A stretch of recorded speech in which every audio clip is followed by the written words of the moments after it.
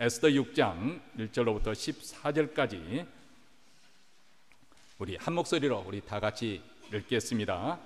이 밤에 왕이 잠이 오지 아니하므로 명하여 역대 일기를 가져다가 자기 앞에서 읽히더니 그 속에 기록하기를 문지킨 왕의 두 넷이 빅다나와 데레스가 아수르의 왕을 모살하려 하는 것을 모르드게가 고발하였다 하는지라. 왕이 가로되 이 일을 인하여 무슨 전개와 간작을 모르드게에게 베풀었느냐? 시신이 대답하되 아무것도 베풀지 아니하였나이다. 왕이 가로되 누가 뜰에 있느냐? 마침 하만이 자기가 세운 나무에 모르드게 달기를 왕께 구하고자 하여 왕궁 바깥 뜰에 이른지라. 시신이 고하되 하만이 뜰에 섰나이다. 왕이 가로되 들어오게 하라 하니 하만이 들어오거늘 왕이 묻되 왕이 정직케 하기를 기뻐하는 사람에게 어떻게 하여야 하겠느뇨? 하만이 심중에 이르되 왕이 정직케 하기를 기뻐하는 시는 자는 나 외에 누구리요? 하고 왕께 아뢰되 왕에서 사람을 정직케 하시려면 왕의 입으시는 왕복과 왕의 타시는 말과 머리에 쓰시는 왕관을 취하고 그 왕복과 말을 왕의 방백 중 가장 정귀한 자의 손에 붙여서 왕이 정직케 하시기를 기뻐하시는 사람에게 옷을 입히고 말을 태워서 성중거리로 다니며 그 앞에서 반포하여 이르기를 왕이 정직케 하기를 기뻐하시는 사람에게는 이같이 할 것이라 하게 하소서. 이에 왕이 하만에게 이르되 너는 내 말대로 속히 왕복과 말을 취하여 대궐문에 앉은 유다 사람 모르드게에게 행하되 물은 내가 말한 것에서 조금도 빠짐이 없이 하라. 하만이 왕복과 말을 취하여 모르드게에게 옷을 입히고 말을 태워 성중거리로 다니며 그 앞에서 반포하되 왕이 정직케 하시기를 기뻐하시는 사람에게는 이같이 할 것이라 하니라. 모르드게는 다시 대궐문으로 돌아오고 하만은 번뇌하여 머리를 싸고 급히 집으로 돌아와서 자기의 당한 모든 일을 그 아내 세레스와 모든 친구에게 고하며 그중 지혜로운 자와 그 아내 세레스가 가로되 모르드게가 과연 유다 족속이면 당신이 그 앞에서 굴욕을 당하기 시작하였으니 능히 저를 이기지 못하고 분명히 그 앞에 엎드려지리이다. 아직 말이 그치지 아니하여서 왕의 내시들이 이르러 하만을 데리고 에스더의 베푼 자리에 빨리 나아가니라. 아멘. 우리가 좋아하는 그리고 즐겨버리는 찬양곡 가운데 하나가 예수 인도하시네 하셨네 이런 곡이 있죠. 내 인생 여정 끝내어 강 건너 이를 때 하늘문을 향해 말하리 예수 인도하셨네. 매일 발걸음마다 예수 인도하시네. 나의 무거운 죄짐을 모두 벗고 하는 말 예수 인도하셨네. 그때는 몰랐지만은 지금 돌이켜 생각해 보니까 우연히 일어났던 그 일이 하나님의 인도하심이었다. 하나님께서 나를 여기까지 인도해 주셨구나. 맞습니다. 하나님은 우리 인생 여정에 늘 함께 하십니다. 이것이 바로 우리 신앙인들의 고백입니다. 그때는 우연한 일이라고 그렇게 생각하였지만은 이제 생각해 보니까 하나님의 인도하심 속에 이루어진 일이었습니다. 이렇게 하나님의 인도하심을 믿는 믿음에는 하나님께서 우리 인생이 측량할 수 없는 그런 생각과 인간의 이해를 뛰어넘는 의지적인 행위를 통해서 세상 만사를 주권적으로 섭리하신다는 그러한 전제가 있기 때문에 이런 믿음을 갖고 있는 것이죠.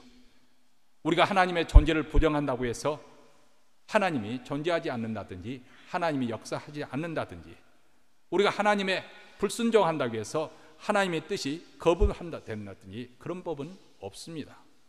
순종하는 사람에게는 그들의 순종함을 통해서 하나님께서는 하나님의 뜻을 이루시며 또 통치해 가십니다. 그러나 불순종을 선택한 사람들에게는 그 불순종을 통해서 하나님의 뜻이 좌절되거나 거부되는 것이 아니라 그들의 불순종을 통해서도 하나님의 뜻을 성취해 가십니다. 이것이 바로 하나님의 주권적인 섭리입니다. 참으로 놀랍지 않습니까? 하나님을 죽이려 했던 그 당시 종교 지도자들이 악한 마음을 가지고 그들은 악한 길을 선택해서 하나님의 아들이신 예수님을 죽이셨어요.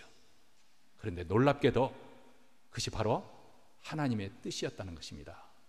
우리 죄인들을 구원하기 위한 하나님의 구원의 방식이었다는 것입니다. 다시 말하면 오늘날도 많은 사람들이 하나님을 거부하고 하나님의 뜻을 대적하고 하나님의 뜻에 순종하지 않지만은 그것으로 인해서 하나님의 뜻이 거부당하거나 하나님의 뜻이 중간에 중도에서 좌절되는 것이 아니라 그 말입니다. 오히려 그들의 불순종은 더 하나님의 뜻을 이루어가는데 불쏘시개가 될 수가 있다는 것이 바로 성경에 나타나는 가르침입니다. 하나님의 섭리는 물론 이렇게 공개적으로 내가 이렇게 섭리한다 그런 식으로 나팔 부는 식으로 나타나지는 않습니다. 가장 일반적인 경우는 우연을 가장해서 우리 인생에 개입하시고 간섭하심으로 나타납니다. 우리가 잘 아는 룻기서를 보면 이방 여인, 이 모압 여성이었던 룻이 시어머니와 함께 남편 없이 이제 다시 베들레헴 성으로 돌아가지요. 먹을 것이 없으니까 이삭을 주러 나갑니다. 그런데 그날 일하러 간 일터, 이삭을 주러 간 그 밭이 우연히도 보아스의 밭이었습니다. 근데 룻이 우연히 그 밭에서 이삭을 줍고 있는데 때마침 보아스가 베들레헴에서부터 추수하고 있는 자기 밭에 도착하는 바람에 룻과 보아스의 만남이 이루어집니다.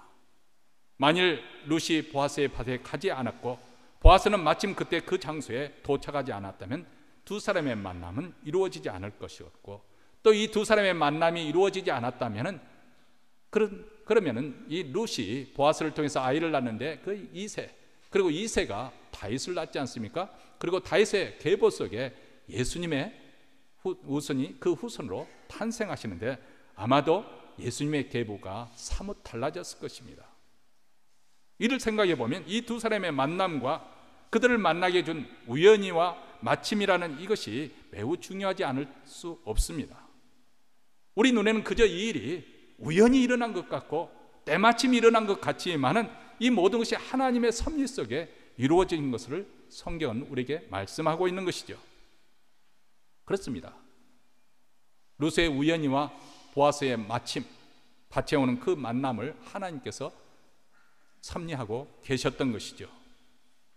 현재 일하고 있는 우리가 이 직장과 또 사업터에서 여러 가지 이유로 힘들고 또 고통스러운 또 가정의 여러 가지 어려움으로 힘들어하는 분들도 계실 것입니다. 내가 하필 왜 미국에 와서 이런 고생을 해야 되나 하고 탄식할 수도 있겠습니다. 그런데 우리가 이 자리에 오게 된 것이 우연히 되어진 일 같지만은 그러나 사실 우연이 아니라 우연을 통한 하나님의 섭리라고 우리는 생각을 바꾸는 것이 좋을 것입니다. 물론 아직 하나님께서 무슨 목적으로 왜 그 이유를 우리는 밝힐지는 깨닫지를 못하지만은 만약에 여기까지 이루어진 일이 하나님의 섭리라고 우리가 받아들이게 된다면 또 다른 우연을 통한 하나님의 섭리를 우리는 기대할 수 있을 것입니다. 거기에 우리는 미래에 대한 소망을 갖게 되고 현재의 어려움 속에서 좌절하지 않고 다시금 일어설 수 있는 힘을 얻게 됩니다.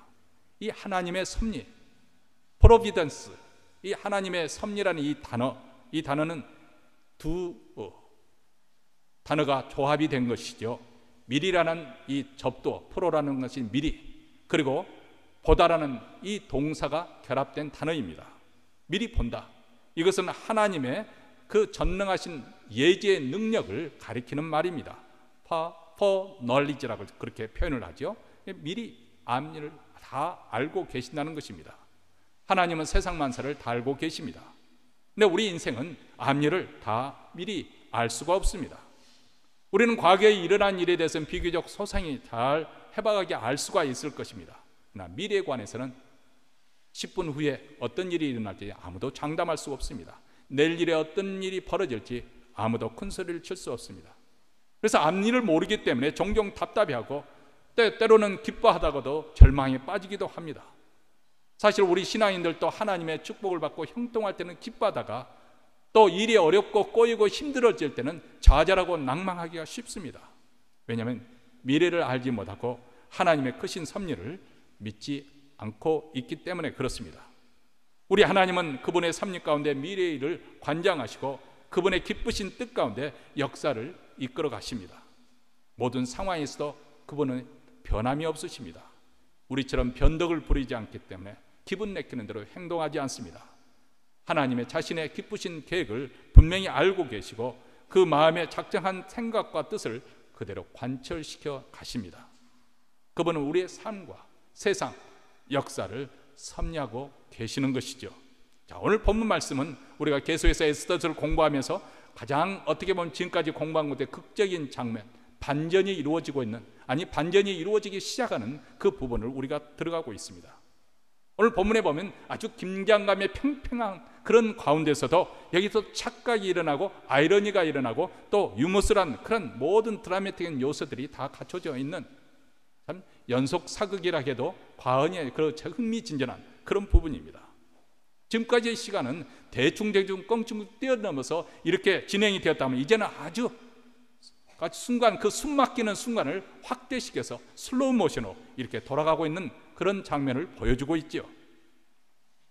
저자는 비록 이 가운데서 하나님의 주권과 섭리라는 단어를 전혀 사용하고 있지 않고, 그러나 그 일어나는 일이 우연의 연속이지만 그 가운데 하나님의 섭리가 이루어진다는 것을 강력하게 말씀해 주고 있는 것입니다. 사건은 1절에 이 밤에서부터 시작됩니다. 바로 이 밤이 어떤 밤인가? 에스더가 왕과 하만을 초청하여 첫 번째 잔치를 베풀고 난 후 맞이하는 밤입니다. 동시에 하만이 모르드게를 죽이기로 작정한 밤이기도 합니다. 아마도 에스더는 다음 날 있을 두 번째 잔치 준비 때문에 잠을 못 이루고 있었을지도 모릅니다. 하만도 다음 날 모르드게를 장대 높이 매달고 그리고 죽인 후에 왕후가 초청한 두 번째 잔치에 참가할 상으로 잠을 아마 설쳤을 것입니다. 이 두 사람이 잠을 못 이뤘다면 우리는 충분히 이해할 수 있는 상황이라고 생각할 수 있겠는데, 엉뚱하게도 하필이면 그 밤에 잠을 못 이룬 사람은 정작 그 나라의 최고 통수권자인 왕 자신이었습니다. 잠이 오지 않았다. 이 히브리식 표현은 우리 한국식으로 말하면 잠이 달아났다는 그 표현이 적합한 그런 단어입니다. 그래서 불면증을 달래기 위해서 우연히 역대의 일기를 가져다 읽게 합니다. 그런데 우연히 역대의 일기를 펼쳐서 읽은 그 부분이 모르드게가 왕을 모반한 내시들을 고발해서 왕의 생명을 구한 사건을 기록한 글이었습니다. 하필 우연히도 그 밤에 왕이 잠을 설치고 하필 우연히 역대일기를 가져다 읽게 되는데, 하필 우연히 역대일기 가운데 그 부분을 읽게 된 것이 과연 우연의 연속일까요?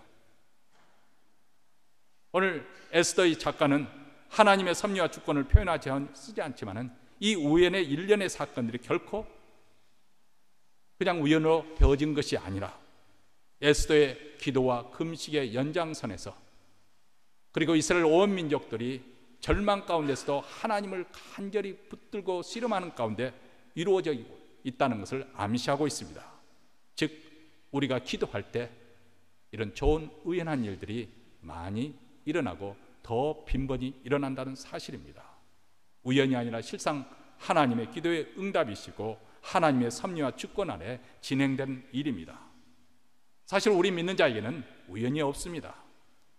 아니, 우연이란 그 단어는 한마디로 우리 인간의 지혜와 지식의 부족함을, 결핍됨을 표현하는 주는 표현입니다. 다시 말하면 우리가 보고 있는 이 현상을 설명할 수 없을 때 우리는 우연이라고 그렇게 표현하는 것이죠.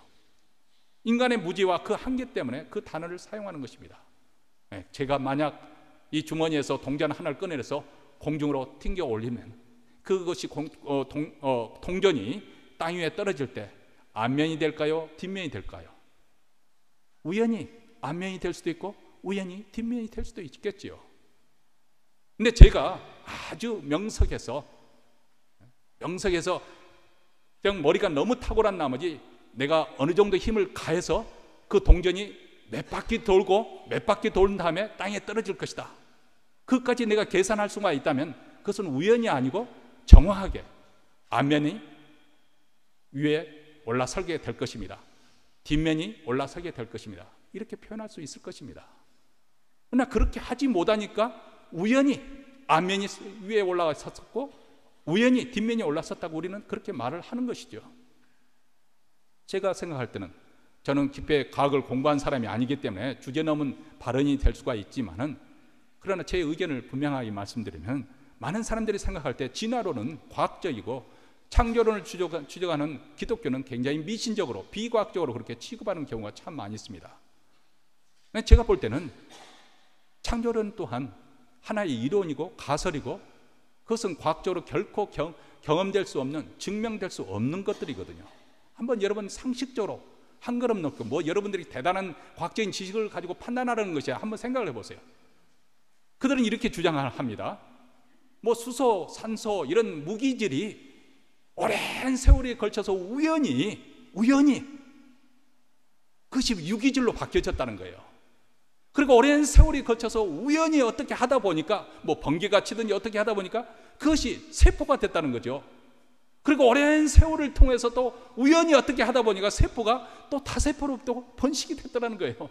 그리고 어떻게 우연히 하다 보니까 물고기 같은 그런 생물체가 태어나게 됐고, 그것이 어떻게 하다 보니까 우연히 개구리 같은 그런 존재가 이제 진화가 되었고, 또 오랜 세월을 지나서 우연히 어떻게 하다 보니까 네 발 달린 짐승이 나오게 됐고, 또 우연히 어떻게 하다 보니까 두 발로 일어선 그런 존재가 탄생하게 됐고, 오랜 세월을 통해서 우연히 어떻게 하다 보니까 사람 비슷한 그런 사람이 존재하게 됐고, 또 오랜 세월을 통해서 우연히 어떻게 하다 보니까 인간이 되었더라는 거예요.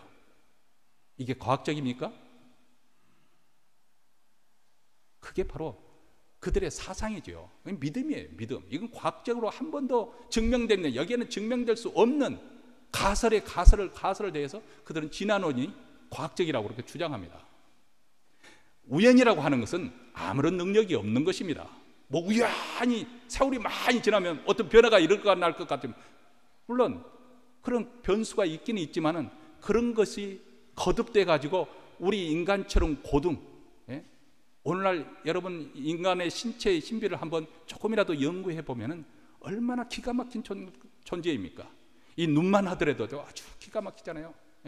눈이 빡빡할 때마다 정기적으로 눈물 샘에서 이렇게 물이 흘러나오면서 한번 눈을 깜빡할 때마다 이렇게 눈을 촉촉하게 적셔주고, 그리고 조금이라도 먼지가 가면 큰 미세한 먼지가 들어오면 눈을 깜빡깜빡거려서 그 먼지를 쫓아내던지, 아니면 그 먼지가 들어오면 그것을 어떻게든 빼내려고 눈물이 나오게 해서 그 물을 씻어낸다든지, 그래서 눈곱으로 나오게 하고.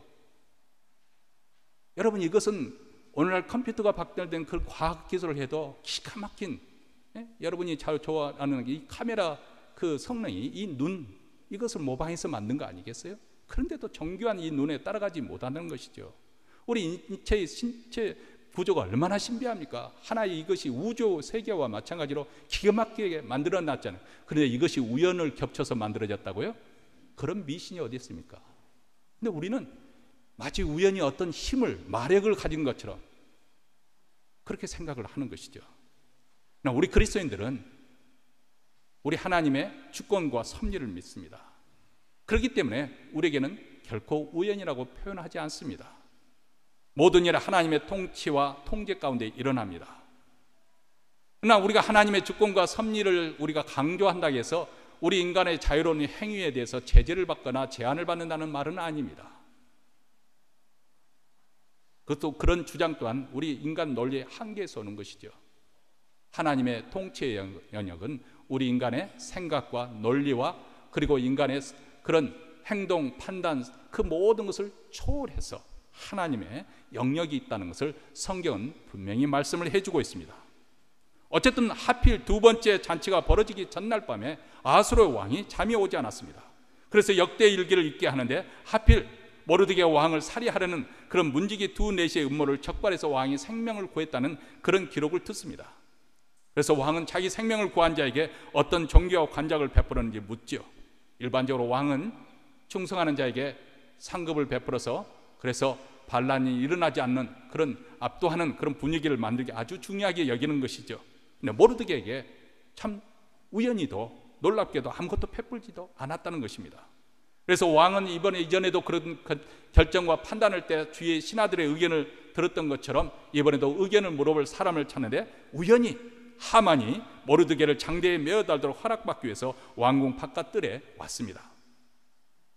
하만은 모르드게를 죽이는 일을 허락받기 위해서, 왕은 모르드게에게 포상하기 위해서 각각 다른 의도를 가지고 대화가 이루어지죠. 그래서 왕이 하만에게 묻습니다. 왕이 정직케 하기를 기뻐하는 사람에게 어떻게 하는 것이 좋겠느냐 이렇게 물으니까 하만이 생각하니까 이 하만이 아주 기고만장, 교만이 하늘 끝까지 이를 대로 이런 하만이 착각을 했습니다.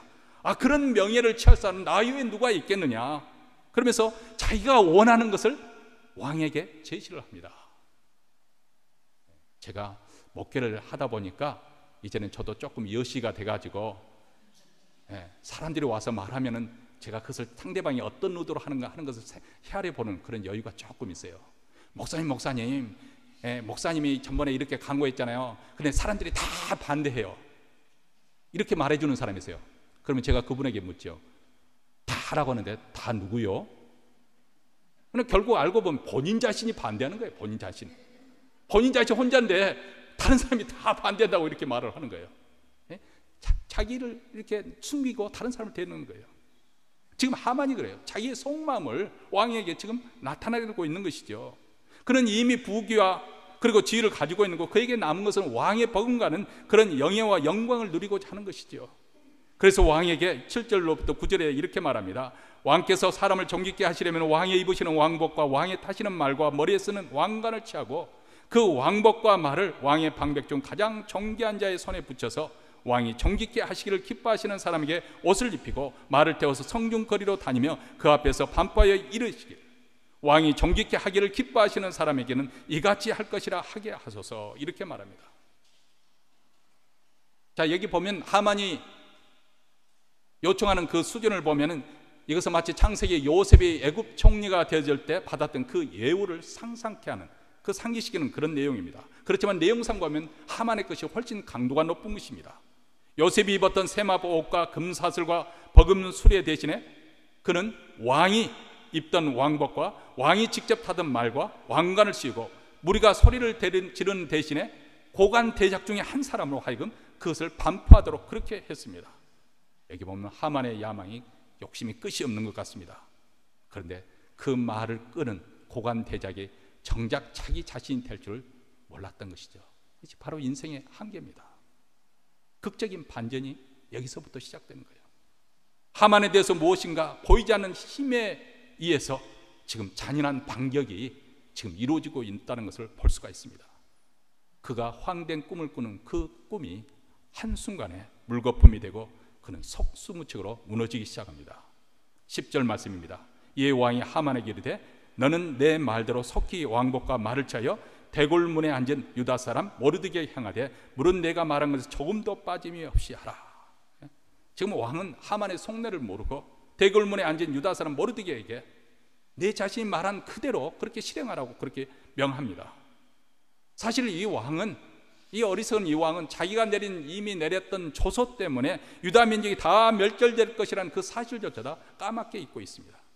이런 왕의 지시에 하만에게 이 지시를 받을 때 하만이 어떤 느낌을 가졌을까? 아마도 분노와 모멸감과 그리고 경악감, 그래서 온몸이 부르르 떨리지 않았을까? 아마 내가 악몽을 꾸고 있는 것은 아닐까? 이런 생각을 했을 것입니다. 한편 베옷을 입고 애통하고 있던 모르드게는 왕복으로 애통 대신에 영광스러운 모습으로 이제 등장하는 그런 모습을 보여주고 있습니다. 그리고 모르드게의 영광은 여기서 그치는 것이 아니고 하만의 수치도 여기서 그치지 않습니다. 오히려 이제 시작에 불과합니다. 12절 보면 모르드게는 다시 대궐문으로 돌아오고 이 표현을 쓰는데요, 여기에 보면 모르드게의 또 다른 그 모르드게의 모습을, 진면목을 발견하게 됩니다. 자신에게 일어났던 영광스러운 사건에 조금 더 동요하지 않고 휘둘리지 않는 자신의 본업으로 돌아가는 경우입니다. 가끔 로또에 당첨된 사람들이 하는 말이 있습니다. 지금까지 저는 돈을 이렇게 크게 많이 얻게 되었지만은 지금까지 다녔던 직장 그대로 다닐 거고요, 차도 바꾸지 않을 거고요, 집에서도 그대로 살 거예요. 소박하게 살았던 것처럼 그렇게 가난을 짓지 않고 살 거예요. 그런데 그렇게 되지 않더군요. 대개의 경우에 보면 나중에 보면 결국 패가 망신을 할 때까지 정신을 못 차리고 사는 그런 경우. 왜 그렇게 되었을까? 자기가 감당하기 어려운, 그 속 사람이 감당하기 어려운 그런 물질을 그 사람에게 주어지게 되면 사람이 타락해 버립니다.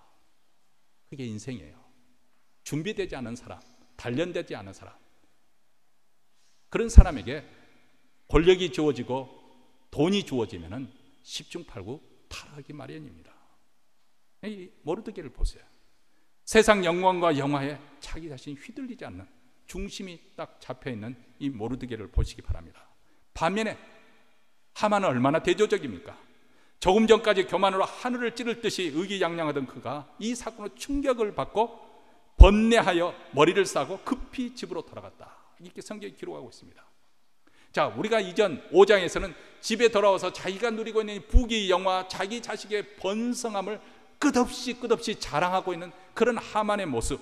근데 6장에서는 반대로 자신의 불운에 대해서 말씀하고 있죠. 5장에서는 모르드게를 처형하기 위해서 장대를 세우자는 것으로 결론을 내는데 6장에서는 완전히 절망적인 결론을 내리고 맙니다. 13절에 자기의 당한 모든 일을 그 아내 세레스와 모든 친구에게 고하며 그중 지혜로운 자와 그 아내 세레스가 가로되 모르드게가 과연 유다 족속이면 당신이 그 앞에서 굴욕을 당하기 시작하였으니 능히 저를 이기지 못하고 분명히 그 앞에 엎드러지리이다.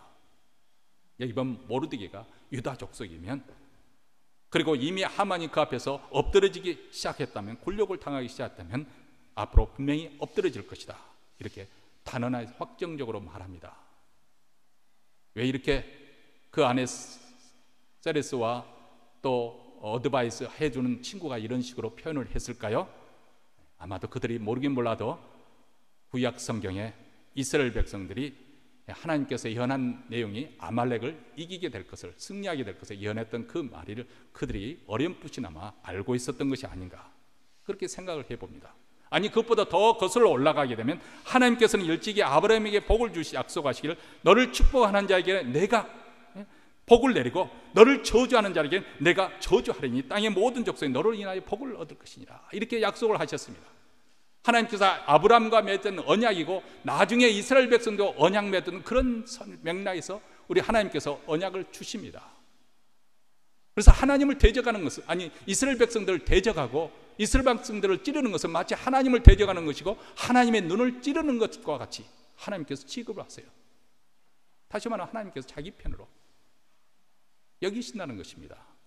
여러분, 이것이 하나님께서 이스라엘 백성들에게 준 놀라운 축복이죠. 놀라운 축복이에요.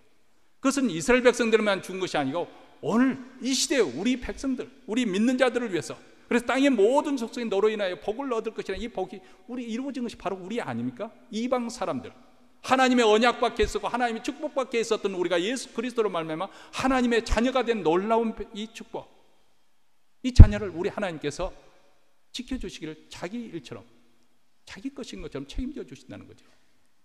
여러분, 흥미로운 것은 사도행전 9장에 보면 사울이라는 청년이 교회를 핍박하지요. 예루살렘에 있는 모든 교회, 심지어는 그 스데반 집사를 죽이는 일에 앞장섰던 그 사울이 그것으로 성이 차지 아니하서, 양이 차지 않아가지고 이웃 나라인 수도 그 다마스크까지 그리스도인들을 끌고 오려고 대제사장에게 그 허가장을 받아가지고 갑니다. 가다가 그 도중에 갑자기 정오에 태양빛보다 더 밝은 빛이, 그 빛은 바로 재림하신 부활하신 우리 주님의 영광의 빛이에요. 원래 하나님께서 아들이로 가지셨던 그 빛이 비쳤던 거죠. 그럼 모든 사람들이 다 그 밝은 빛에 엎드려지니까 그 가운데서 음성이 들렸습니다. 사울아 사울아, 내가 어찌하여 교회를 핍박하느냐, 이렇게 말씀하지 않으시고 사울아 사울아, 내가 어찌하여 나를 핍박하느냐. 우리 주님은 교회를 핍박하는 것, 우리 성도들을 핍박하는 것을 자기를 핍박하는 것으로 표현하셨습니다. 기가 막힌 말입니다. 우리는 때로는 이 세상에 살면서 교회를 시시하게 여길 수가 있습니다. 교회를 하찮게 여길 수가 있습니다. 그러나 교회는 예수 그리스도의 피로서 사신 교회입니다. 우리가 교회를 소중히 여겨야 될 이유가 거기 있어요. 물론 그렇다 해서 교회 건물이 중요하다는 거 아니에요. 그러나 예배 드리러 모인 이 성도, 이 회중 모임, 이게 바로 교회예요. 이 교회를 핍박하는 것은 바로 우리 주님을 대적하는 것, 핍박하는 것과 똑같지요. 여러분, 하만이 하나님의 백성들을 핍박하고 그 민족을 멸절시키려 했던 것은 하나님을 대적하는 것과 같았습니다. 하만이 행하고 있는 그 일이 무슨 의미인지 그들 자신도 하고 있는 말이 무슨 말인지 그것을 볼 틈도 없이 그 다음 왕의 내시들이 와서 그를 예수의 두 번째 잔치에 참석하도록 그렇게 데려가는 것을 볼 수 있습니다. 여러분, 우리가 때로는 인생을 살면서 참 하나님의 은혜 속에서 모든 일들이 잘 풀리는 그런 인생이 되는 그 경우도 우리도 목격을 하고 또 우리에게 과거도 그런 사실이 있을 수도 있습니다. 살다 보면은 내 인생이 왜 이렇게 꼬일고 하고 하소연하고 싶을 때도 없지 않아 있습니다. 네, 가장 대표적인 경우를 우리가 꼽으려 한다면 요셉의 경우를 우리가 꼽을 수가 있겠습니다. 아버지의 가장 총애받는 아들로서 고이 자라다가 17살 때 그를 미워하는 형들, 이복 형들의 손에 의해서 그는 노예로 팔려갑니다. 하루아침에 애굽의 시위대장인 보디발의 집에 노예 신세가 전락되어 버리고 말았습니다. 아는 사람 하나도 없고 의지할 사람도 없고 문화도 다르고 언어도 다른 그 타국 생활에서 얼마나 애롭고 낙심되고 고통스러웠을까. 시편에 보면 쇠사슬이 그의 혼을 꿰었다고 그렇게 표현을 했어요. 한마디로 표현하면 얼이 빠졌다. 그 상황이, 믿기지 않는 그 상황이 완전히 혼이 나가버렸다. 그런 식으로 시편은 표현을 하고 있습니다. 그런데 보면은 요셉이 팔자 타령하거나 신세 타령을 하지 않았던 것 같아요. 그저 주어진 환경에 성실하게 일한 모습, 하나님이 그래서 함께 하셨다. 그렇게 성경은 표현하고 있습니다. 요셉이 하는 일마다 다 잘 되니까 주인이 그 요셉에게 다 일을 맡깁니다. 가정의 총무로 세워서 내가 내 모든 일을 다 주관하되 단 하나, 내 아내만 건들지 마라. 그렇게 하고 다 맡깁니다. 그런데 다 건들지 말라고는 이 아내 때문에 사단이 일어나죠. 그 아내가 요셉을 꼬시는데 이 요셉이 넘어가지 않는 거예요. 일설에 의하면 요셉이 아주 잘생겼다고 합니다. 그래서 소문이 자자했던가 봐요. 그래서 주인 마나님의 친구들도 요셉을 보러 놀러 왔어요. 근데 그 중에 한 사람이 이제 사과를 이렇게 이제 깎고 있는데 그 해중에 그 있는 가운데 요셉이 가정일을 하려고 우연히 딱 들어오니까 그만 사과를 깎던 그 마나님 친구 중에 한 사람이 자기도 모르는 사이 그 날카로운 칼에 손을 딱 베고 말았습니다. 요셉이 너무 잘생겼던 거죠. 그러니까 보디발 마나님께서 하시는 말이, 여러분 보세요. 내가 그런데 어떻게 매일 저 얼굴 보고 살 수가 있겠어요? 이건 사실이 아닌 꾸며낸 이야기입니다. 어쨌든 보디발 여사가 그렇게 요셉을 꾸몄는데 요셉이 그것을 간사코 거절을 했어요. 그런데 억울하게 누명을 뒤집어 쓰고 어떻게 됐어요? 감옥에 끌려 내려간 거예요. 감옥에. 거기서 또 성실하게 일을 하는데 하나님께서 그와 함께 하시는 거 보고 전옥장에게 인정을 받고, 그래서 바로에게 처벌을 받은 그 술 맡은 관원장과 떡 굽는 관원장을 섬기게 되죠. 그리고 그들이 꾼 꿈을 해몽해 주는데 그 중에 한 사람, 술 맡은 관원장은 그 꿈을 해몽한 대로 그는 며칠이 안 가서 다시 관직에 복직해서 나갑니다. 그에게 요셉이 사정을 하죠. 저는 아무개 아들로서 여차여차해서 애굽에 왔는데 내가 이렇게 억울한 누명을 두고 이 감옥 속에 와 있으니까 바로에게 잘 말해서 저를 건져주도록 그렇게 해 주십시오. 그런데 술 맡은 간원장이 바깥으로 나간 다음에 요셉을 깡그리 잊어버리고 말았습니다. 그리고 2년이라는 세월이 지났는데 어느 날 바로 왕이 꿈을 꿨어요. 아주 흉흉한 꿈을 꾸고 난 다음에 그래서 박사들을 불러서 내가 꾼 꿈에 대해서 해몽을 하라니까 아무도 해석할 사람이 없는 거죠. 그때 술 맡은 관원장이 그래도 비교적 양심이 살아있었던가 봐요. 바로에게 말합니다. 내가 한 가지 잘못한 거 왕에게 고할 것이 있습니다. 내가 여차저차해서 감옥에 끌려갔었는데 내 꿈을 기가 막히게 해석한 그 히브리 소년이 있었습니다. 근데 내가 잊어버리고 지금까지 그를 방치해 두었습니다 하고 이렇게 하니까 왕이 그를 불러라 해서 요셉이 왕 앞에 서게 되는데 요셉의 나이가 그때 30세였습니다. 이게 중요한 거예요. 왜냐하면 역사가들의 기록이 연구에 의할 것 같으면 애굽 사람으로서 공직에 오르려면 30세가 돼야 되는 거거든요. 그러니까 그동안 2년 동안 요셉은 소식이 없으니까 전전긍긍했는지 모르지만 하나님은 기가 막힌 타이밍에 공직에 이를 수 있는 30세에 된 아내, 모든 것이 다 갖춘 되는 구비된 다음에 바로 앞에 세워서 그 꿈을 해몽하게 하고, 그래서 애굽의 총리에 오르도록 그렇게 하십니다. 만약에 그 전에 2년 전에 술 간원장이 혹시라도 바로에게 허락을 받아서 요셉을 감옥에 꺼냈다고 한다면 그는 공직에 이르지 못했을 거죠. 아마 노잣돈 얻어서 고향에 돌아가는 일로 그쳤을 것이면, 그렇게 되면 하나님의 구원의 역사는 정말 엉뚱하게 흘러가 버렸고 말았을 것입니다. 창세기 역사를 다시 써야 됐을 거예요. 애굽의 총리가 된 그 요셉이 그를 두려워해서 벌벌 떠는 형들에게 이렇게 말을 합니다. 여기 보면 하나님의 섭리에 대해서 우리가 다시 한번 생각하게 됩니다. 창세기 45장 4절부터 8절 말씀입니다. 요셉이 형들에게 이르되 내게로 가까이 오소서. 그들이 가까이 가니 가로되 나는 당신들의 아우 요셉이니 당신들이 애굽의 판자라. 당신들이 나를 이곳에 팔았으므로 근심하지 마소서, 한탄하지 마소서. 하나님의 생명을 구원하시려고 나를 당신들 앞에 보내셨나이다. 이 땅에 2년 동안 흉년이 들었으나 아직 5년은 기경도 못하고 추수도 못할지라. 하나님이 큰 구원으로 당신들의 생명을 보존하고 당신들의 후손을 세상에 두시려고 나를 당신들 앞서 보내셨나니, 그런즉 나를 이리로 보낸 자는 당신들이 아니요 하나님이시라. 하나님이 나로 바로의 아비로 삼으시며 그 온 집의 주를 삼으시며 애굽 온 땅의 치리자를 삼으셨나이다. 자, 요셉이 지난날 돌이켜보면서 하나님의 섭리에 대해서 비로소 이해를 했습니다.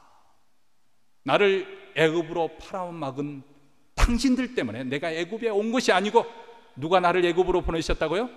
하나님이 미리 나로 하여금 당신들을 맞이할 수 있도록, 그리고 하나님의 백성들을 보존하기 위해서 나를 애굽에 미리 보내게 하신 것입니다. 물론 여기에 형들의 선택, 판단은 자유롭게 결정한 거예요. 그들은 악한 마음을 가지고 요셉을 팔아먹었습니다. 그런데 그런 악의적인 그런 그들의 행위를 하나님께서는 기가 막히게 이용하셔서 하나님의 뜻을 이루셨다는 거예요. 에스더서 6장은 어떻게 보면 모든 것의 연속의 우연의 연속입니다. 그런데 저자는 오히려 이것을 통해서 세상에 일어나는 모든 일이 결코 우연이 아님을 강조하고 있다는 사실을 주목해야 됩니다. 하나님은 포로 생활 중에 위기에 빠진 이스라엘 백성들을 지키기 위해서 우연을 가장해서 보이지 않게 역사하고 계시거죠. 지금 유대인들은 하만의 음모론에서 지금 죽음 앞에서 두려움에 전전긍긍하고 있습니다. 사망의 골짜기를 걸어가고 있습니다. 그들 앞에 구원이 기다리고 있다는 것을 모른 채 말입니다. 그래서 그들은 애통하면서 절망하고 있습니다. 여러분, 만약에 우리도 이런 유대인들처럼 인생의 그 절망의 늪을 빠져 허우적거리고 있거나 아주 어려운 고난의 때를 지나고 있다면 바로 여전히 하나님을 신뢰하는 마음이 있는지 확인할 수 있게 되기를 바랍니다. 그리고 하나님의 보호하심과 간섭하심과 역사하심을 믿으시기 바랍니다. 비록 세상이 올바르게 돌아가지 않는 것처럼 보이고 하나님께서 나의 사정을 모르시는 것 같아 보여도 하나님께서는 하나님의 자녀를 결코 그냥 버려두지 아니하십니다. 이 모든 상황을 알고 계시고 보고 계신다는 사실을 기억하시기 바랍니다.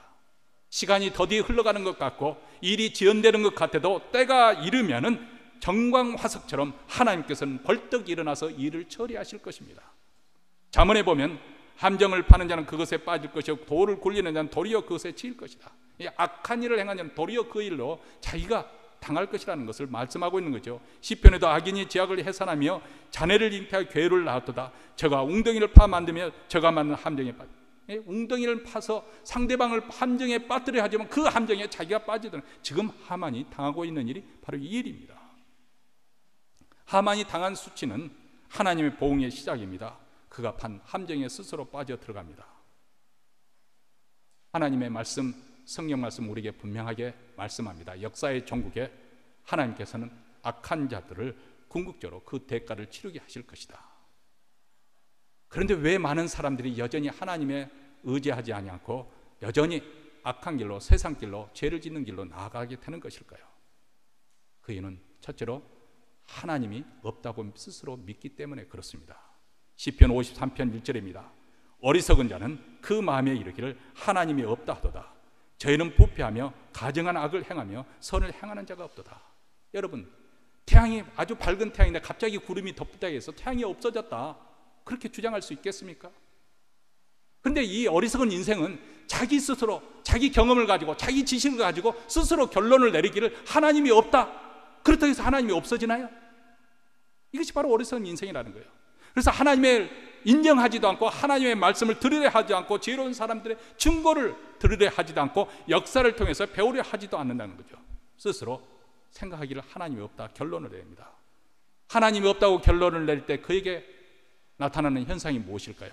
한마디로 도덕인율이나 윤리 기준이 사라지고 맙니다. 그렇죠. 자기가 원하는 대로 하고 싶은 대로 사는 것을 선으로 여기기 때문에 그렇습니다. 사람들이 죄의 길로 세상 길로 가는 또 다른 이유가 있습니다. 전도서 8장 11절의 말씀입니다. 악한 일의 징벌이 속히 실행되지 않으므로 인생들이 악을 행하기에 마음이 탐대하도다, 이렇게 말합니다. 우리 하나님은 오래 참으로 죄인들이 회개하기를 돌아오시는데 우리 하나님의 오래 참음을 오히려 능멸한다는 것이죠. 그래서 하나님의 심판이 없다고, 하나님의 죄에 대한 심판이 없다고 그들은 그렇게 죄에 대해서 쉽게 생각한다는 것입니다. 하나님의 말씀은 우리에게 분명하고 확실하게 말씀합니다. 스스로 속이지 말라. 하나님은 만홀히 여김을 받지 아니하시나니 사람이 무엇으로 심든지 그대로 거두리라, 이렇게 말씀합니다. 우리 하나님은 죄와 악을 간과하지 않으십니다. 즉각 형벌이 실행되지 않는다고 그분의 심판이 지나간 것이 아닙니다. 궁극적으로 하나님은 선과 악을 명명백백하게 가리게 될 그 날이 오게 될 것입니다. 여러분, 우리가 이런 하나님에 대한 믿음, 그리고 이런 영적인 세계를 우리가 확실하게 된다면 우리가 세상에서 어떤 자세로 사는 것에 대해서는 당연히 어떤 가치관을 가지고 어떤 태도로 우리가 살아야 하는 당연히 결론이 나올 수가 있습니다. 하나님의 섭리를 믿는다고, 하나님의 주권을 믿는다고 우리가 적당히 살아서는 아니 됩니다. 우리는 우리의 이지와 지성과 신앙의 양심에서 최선을 다해서 올바른 선택을 해야 됩니다. 아니, 하나님의 말씀에 계시한 대로 그 말씀을 귀하게 여기고 그 말씀에 최선을 다해서 우리는 실천하기에 힘써야 되는 것이고, 또 이 땅에서 우리에게 주어진 일에서 최선을 다해야 됩니다. 믿는 성도들이라 해서 적당히 일을 해서 그냥 세상은 어차피 흘러갈 것이니까 내버려둬도 하나님께서 다 알아서 해주지, 그렇게 우리의 게으름과 나태를 합리화시켜서는 안 됩니다. 우리가 우리 세상에서 우리 믿는 자들 최선을 다해 살지만, 그러나 여기서 조심할 거 있습니다. 세상에 연연해서는 아니 된다, 그 말입니다. 이것이 하만과 모르드게의 차이점이었습니다. 하만은 헛된 명령에게 사로잡혀 거기에 집착함으로 스스로 화를 불러왔습니다. 반면에 모르드게는 최고의 영예를 얻고도 거기에 영향을 받지 않고 자신의 본래 자리로 돌아갑니다. 세상 영화에 연연하지 않습니다. 그래서 위기 상황에서도 그는 중심이 흔들리지 않냐고 하나님의 관점에서, 하나님의 시각에서 그 모든 것을 바라보고 해석할 수가 있었던 것이죠. 여러분, 이렇게 세상이 주는 유혹과 그리고 세상이 주는 그런 함정, 그런 덫에서 피할 수 있는 그런 신앙적 인격은 하루아침에 형성되는 것이 아니라는 거 꼭 강조를 하고 싶습니다. 사실 그렇습니다. 주일 예배 한 번 드리는 거, 한 번 빠지는 것 자체가 대단한 거 아닙니다. 아니, 대단히 않을 수가 있습니다.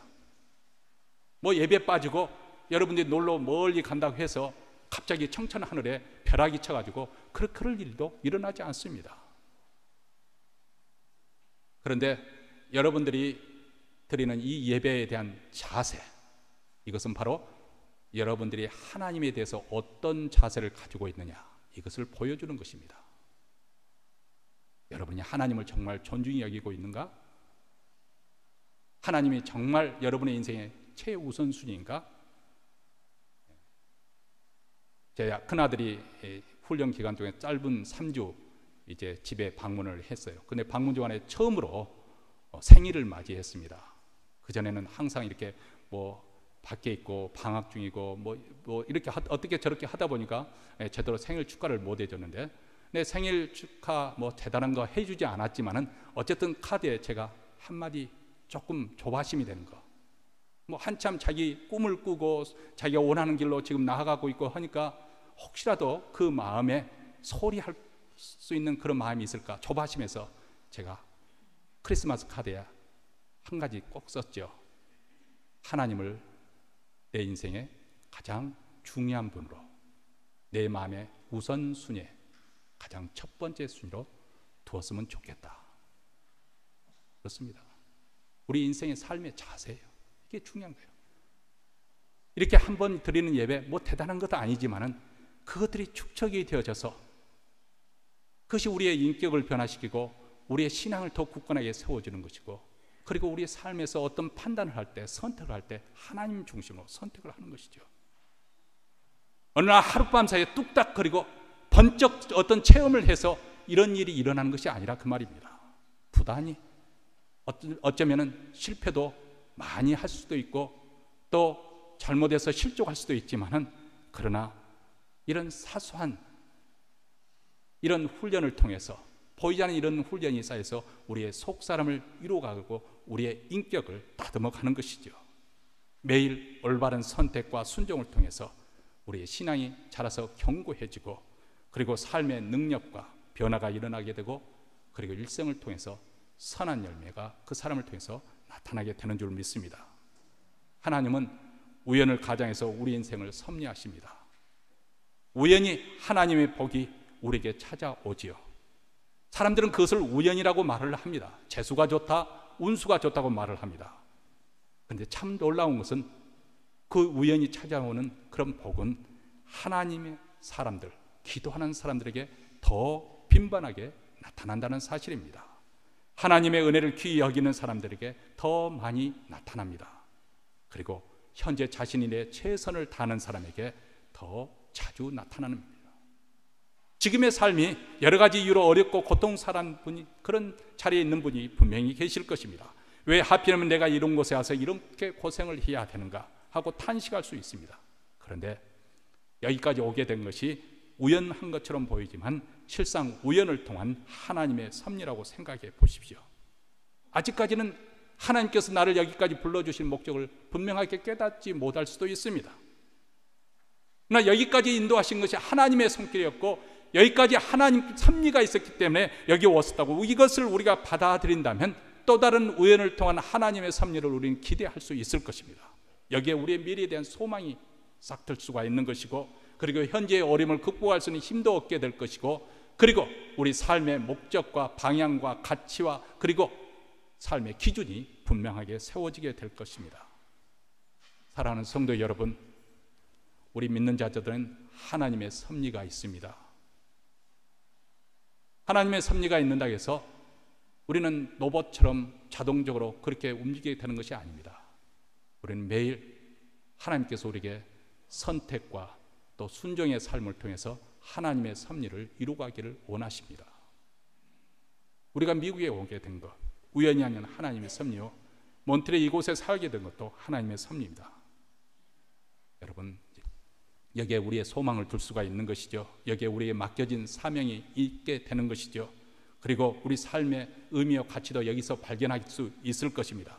만약 이런 하나님의 섭리를 믿지 않냐고 이 모든 것이 다 우연에 불과하다 이렇게 치부를 해버린다면 우리 삶에 지금 현재 가지고 있는, 내가 스트러글하고 있는, 내가 노력하고 있는 것이 무슨 가치가 있겠습니까? 무슨 의미가 있겠습니까? 하나님의 인도하심을 구하는 기도의 줄을 놓지 마시기 바랍니다. 그리고 하나님이 주시는 은혜를 귀중히 여기시는 우리 모두가 되기를 바랍니다. 그리고 현재 상황에서 불평하지 않고 여기까지 인도하시는 우리 하나님이 앞으로도 인도해 주실 것을 믿고 최선을 다하는 우리 모두가 되시기를 주의 이름으로 축원합니다.